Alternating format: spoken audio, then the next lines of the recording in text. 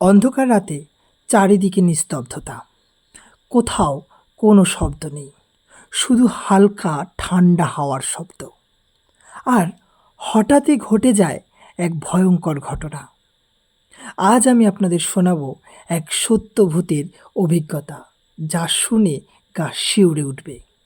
চোখ বন্ধ করে শুনুন, কারণ এই ঘটনার অদ্ভুত সত্যি আপনাকেও কাঁপিয়ে দেবে। আজকের গল্প, ভূতের বিয়ে।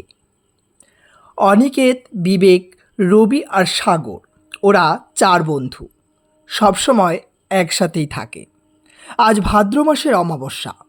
অনিকেত ঘর থেকে বেরোতেই মা বলে উঠল, আজকে বেশি রাত অবধি বাইরে থাকবি না, আজ রাতে ভূত ঘুরে বেড়ায়। অনিকেতের অনেক সাহস ও ভূত মানে না। মাকে হেসে বলল, দেখি যদি একটা সুন্দরী ভূত পাই তো বিয়ে করে নিয়ে আসবো। মা বলল, তোর তো সব কথায় মজাক মনে হয়, যেদিন ভূতের সাথে দেখা হবে সেদিন বুঝবি। অনিকেত বলল, ঠিক আছে মা, আজকে ভূতের সাথে দেখা করে ঘরে আসবো।